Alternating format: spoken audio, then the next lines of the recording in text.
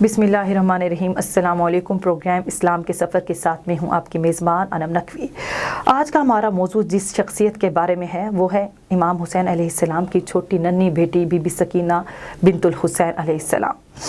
आज हम उनकी ज़िंदगी के मुख्तलिफ़ पहलुओं के बारे में बात करेंगे। इस्लाम ने बेटी के बारे में क्या फ़रमाया और बहैसियत ज़न औरत का माशरे में क्या किरदार है। औरत की हैसियत मुख्तलिफ़ पहलुओं से देखी जाए तो एक ही वक्त में वो माँ है, बहन है, बेटी है और बीवी है, तो इस पर भी हम बात करेंगे। अब हम अपने मौजू की तरफ आते हैं जो है बीबी सकीना के हवाले से। इसी हवाले पर बात करने के लिए हमारे साथ मौजूद हैं अल्लामा सैयद नज़र हसन शराजी साहब। अस्सलाम वालेकुम सर। वालेकुम सलाम रहमतुल्लाह। जी अल्लामा साहब, ज़रा मुख्तसर तारुफ दीजिएगा बीबी सकीना अलैहिस्सलाम के बारे में। औज़ु बिल्लाहि मिनश शैतानिर रजीम। बिस्मिल्लाहिर रहमानिर रहीम। व बिही नस्तईन व हुवा खैरुन नासिरिन व मुईन। रब्बि यस्सिर व ला तुअस्सिर व तम्मिम बिल खैर। सबसे पहले मैं शुक्रगुज़ार हूँ आपका कि जिन्होंने मुझे अपना कीमती वक्त दिया, और अपने नाज़रीन का भी शुक्रगुज़ार हूँ कि जो इस चैनल को इस वक्त देख रहे हैं। जो मौजू इस वक्त आपके सामने हमारी बहन ने मतरा फरमा दिया है वो इमाम हुसैन नवासे रसूल जनाब सैयदा फ़ातिमा ज़हरा सलामुल्लाह अलैहा और अली मुर्तज़ा के बेटे इमाम हुसैन अलैहिस्सलाम की नाज़ों से पली बेटी जनाब सकीना सलामुल्लाह अलैहा है। जनाब सकीना की ज़िंदगी पर अगर एक मुख्तसर तायराना नज़र डाली जाए तो इनकी विलादत मुख्तलिफ़ रवायात में 20 रजबुल मुरज्जब या 24 रजबुल मुरज्जब जो कि रोज़े ईद मुबाहला है और सन है 55 यानी 56 हिजरी।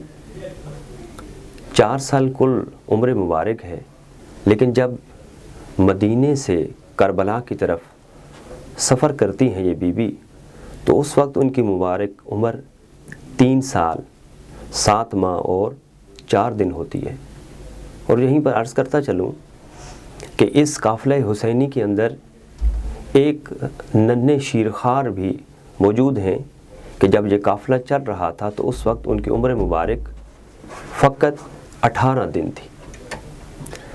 जनाब सकीना के वालिद का नाम जैसे कि बयान हो चुका है कि फ़ातिमा सकीना बिनतुल हुसैन, और उनकी माँ जनाब रुबाब अमरुल कैस की बेटी हैं कि जो एक अजीम बादशाह थे। जनाब सकीना के बारे में अगर यूँ कहा जाए कि इमाम अलैहिस्सलाम ने इसको एक शेर के अंदर बयान फरमाया, ला उम्रो के अन्ननी ला उहिब्बुद्दार तहिल्ला बिहस सकीनतो वर रुबाब। फरमाया तेरी जान की कसम है कि बेशक मुझे वो घर पसंद है कि जिस घर के अंदर सकीना और रुबाब हो। इमाम दर हकीकत बताना चाहते हैं, अपनी मोहब्बत का इजहार करना चाह रहे हैं कि सकीना जो मेरी बेटी है वो मुझे कितनी पसंद है। जी बिल्कुल।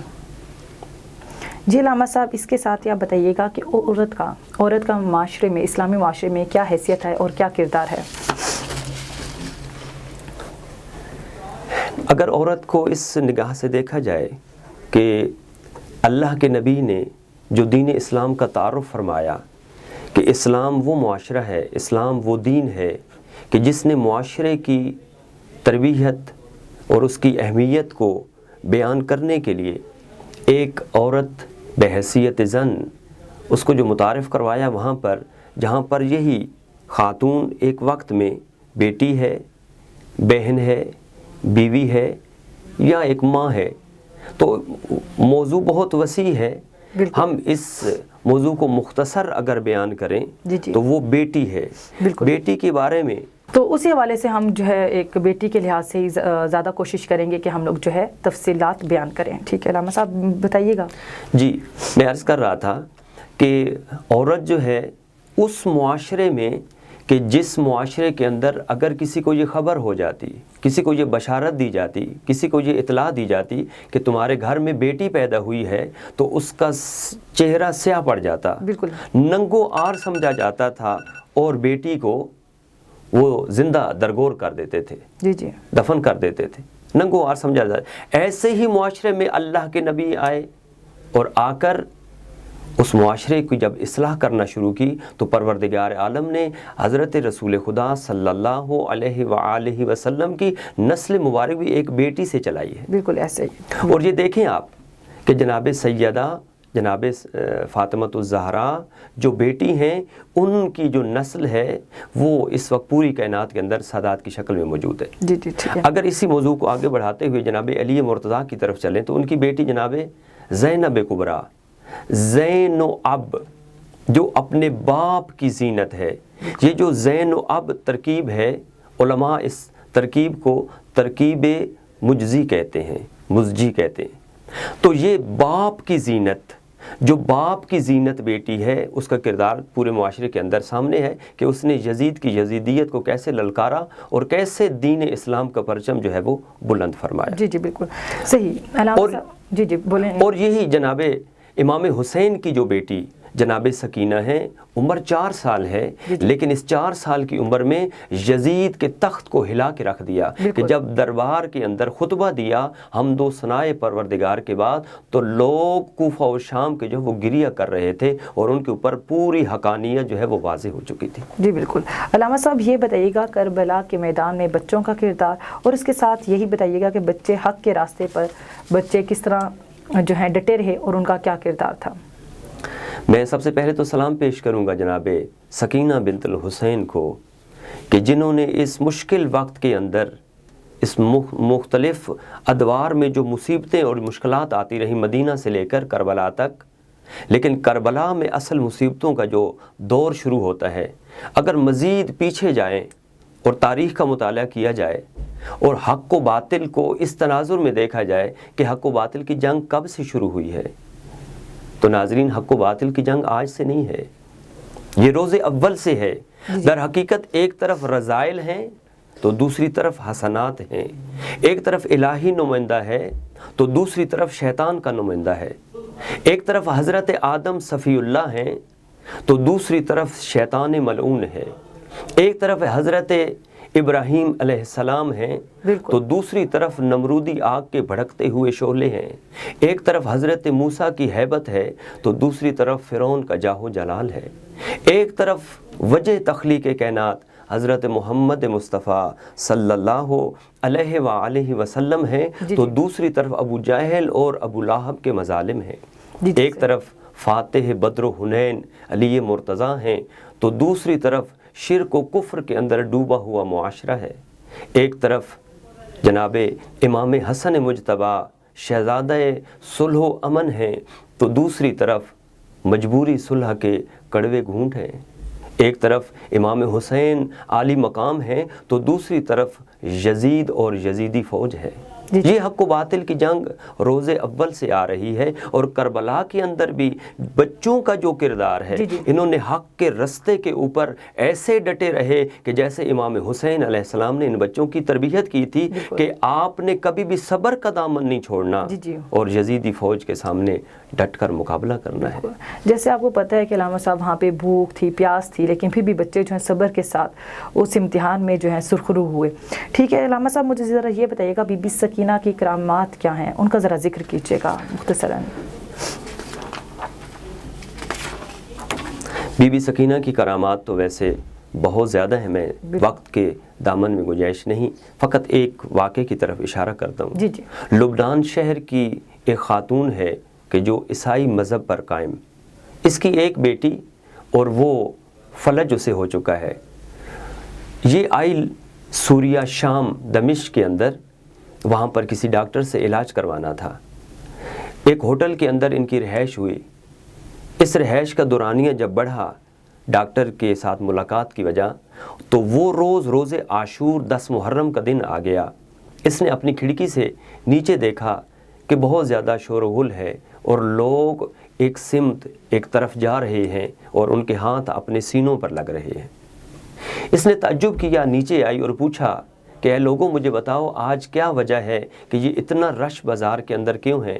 تو بتانے والوں نے بتایا کہ آج رسول کے بیٹے حسین ابن علی کی آج روز شہادت کا دن ہے، لہٰذا یہ لوگ حسین کی بیٹی سکینہ کے حرم میں جا کر اس کی قبر جا کر وہاں پر عزاداری کرنا چاہتے ہیں۔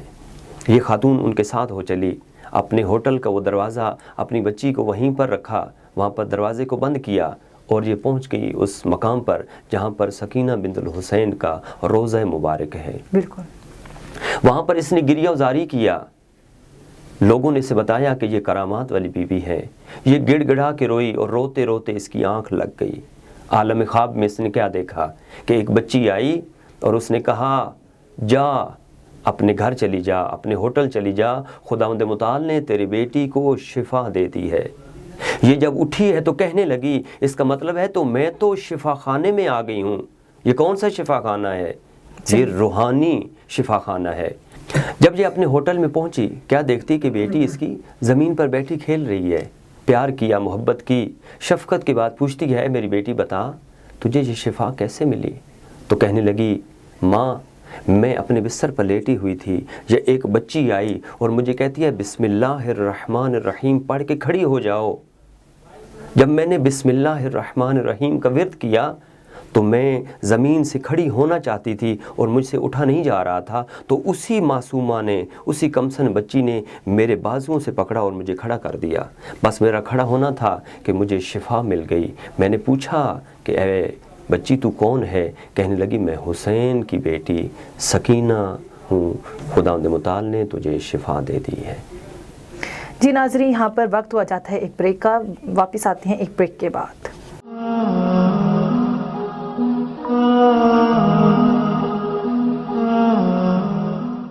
Welcome back. جی علامہ صاحب بتائیے گا بیٹی کی عظمت کے بارے میں اسلام نے کیا فرمایا ہے، اسلام میں کیا آیا ہے، مطلب بیٹی کی عظمت کے حوالے سے اس بارے میں ذرا آگاہ کیجیے گا۔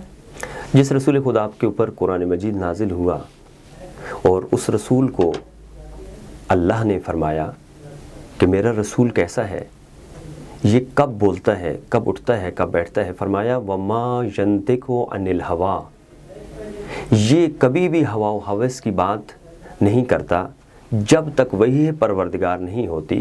یہ اپنی زبان کو نطق بھی، حرکت بھی نہیں دیتے۔ اسی وحی سے دھلی ہوئی زبان سے اللہ کے نبی نے فرمایا کہ نعم الولد بنات، فرمایا کہ بہترین اولاد جو ہے وہ بیٹیاں ہیں۔ فرمایا کہ خیر الولد للبنات، اگر موازنہ کیا جائے کہ بیٹا بہترین اولاد ہے یا بیٹی بہترین اولاد ہے تو اللہ کے نبی کی نگاہ میں بیٹی بہترین اولاد ہے۔ حضرت عائشہ فرماتی ہیں کہ جب بھی رسول خدا اپنے گھر میں موجود ہوتے اور ان کی بیٹی، ان کی دختر جناب فاطمۃ الزہرا سلام اللہ علیہا تشریف لاتی تو ایسے عالم میں رسول کھڑے ہو جاتے اور کھڑے ہو کر اپنے مقام پر بٹھاتے، جناب سیدہ کے ہاتھوں کا بوسہ لیتے، پیشانی کو چومتے، اور ہر وقت یہ استقبال بیٹی کا کیوں کرتے؟ کنیز پروردگار ہونے کے حوالے سے، ایک بیٹی ہونے کے حوالے سے کہ یہ خداوند متعال کا ایک بہترین تحفہ ہے۔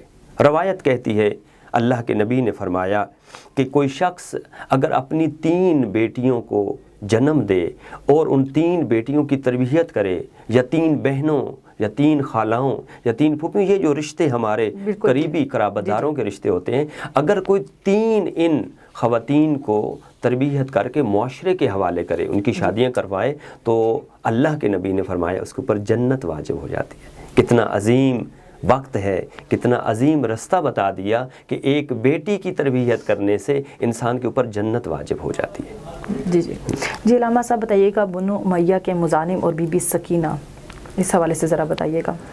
بنو امیہ کے مظالم اگر ان کا دورانیہ دیکھا جائے تو ایک وسیع دورانیہ ہے کہ جو اسلام کے اوپر ایک دھبا بھی ہے۔ بالکل۔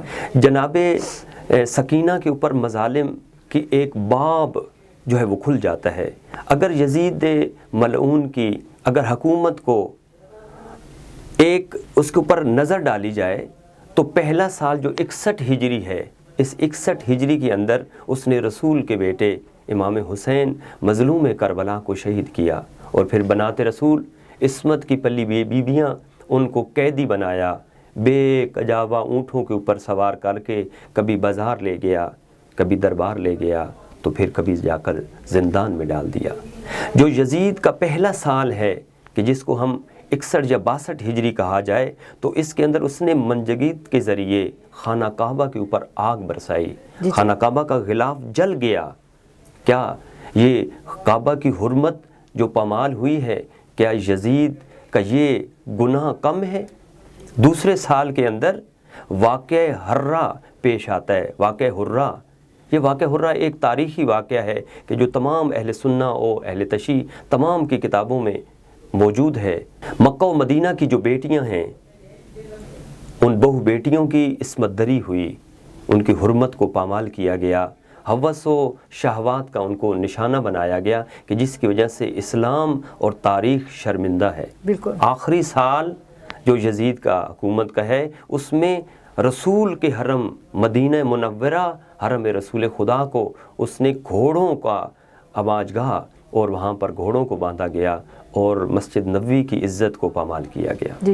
جی مجھے ذرا بتائیے گا کہ اسی حوالے سے بی بی سکینہ پر کیا مظالم اٹھائے گئے تھے؟ ان کو بی بی سکینہ قید رکھا گیا تھا زندان میں، اور کتنے عرصے بعد جو ہے ان کی بی بی سکینہ جو ہے جب کربلا سے یہ قافلہ روانہ ہوتا ہے تو ویسے تو تاریخ نے متعدد طریقوں سے بتایا کہ بی بی سکینہ کو قید کیا گیا، قیدی بنا کے چلایا گیا۔ ایک روایت کہتی ہے کہ ان کو علیحدہ اونٹ کے اوپر قیدی بنایا گیا، جو بابا کے سینے پہ سوتی تھی اس کو اونٹ کے اوپر جو ہے وہ باندھ دیا گیا۔ اور دوسری روایت کہتی ہے کہ جناب زینب کبریٰ کے محمل کے اندر ان کے ساتھ وہ بیٹھی ہوئی تھیں۔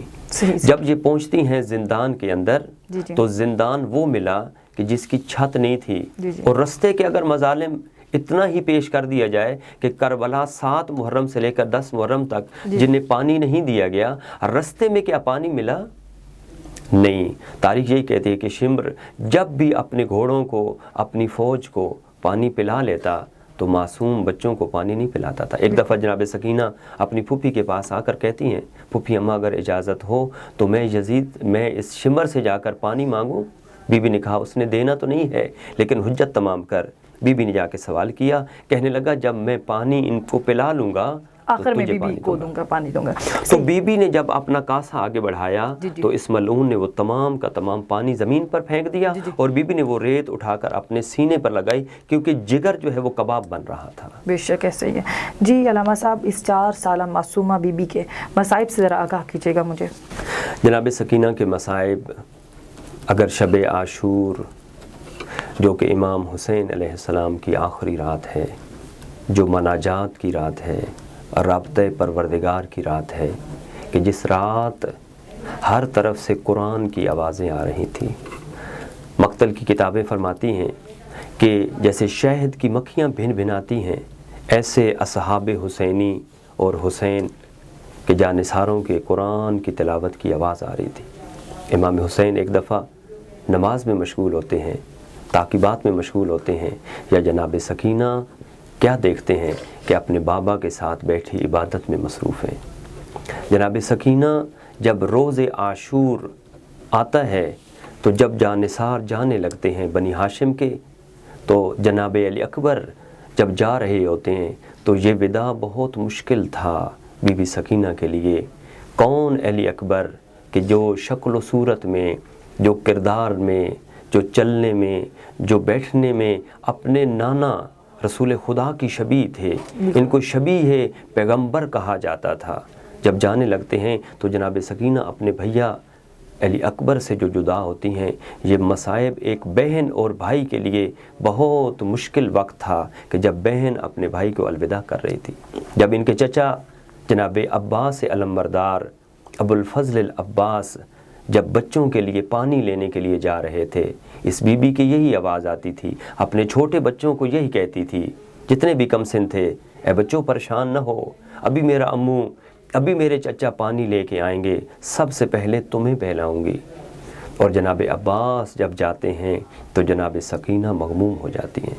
جب بابا جاتے ہیں تو اس وقت بھی بابا کو کہتی ہے، اے بابا، جو بھی میدان گیا ہے وہ واپس نہیں آیا، حتیٰ کہ میرا 6 ماہ کا بھائیا علی اصغر بھی جو میدان کی طرف گئے ہیں وہ واپس نہیں آئے۔ بابا ایک منت لگا دے، ایک ہمارے اوپر احسان کر دے، تو بھی موت کی طرف جا رہا ہے، ہمیں مدینے پہنچا دے۔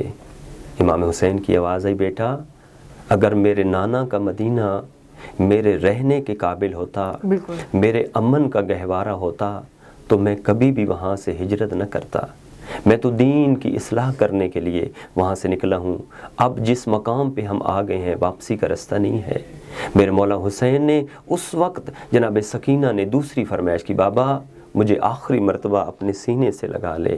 میرے مولا گھوڑے سے اترے اور کہا ہاں سکینہ یہ کر سکتا ہوں، سینے سے لگایا اور سینے پر سما کر پیار کرتے ہوئے کہا سکینہ بیٹا آج کے بعد اپنی پھوپھیوں کو پریشان نہ کرنا۔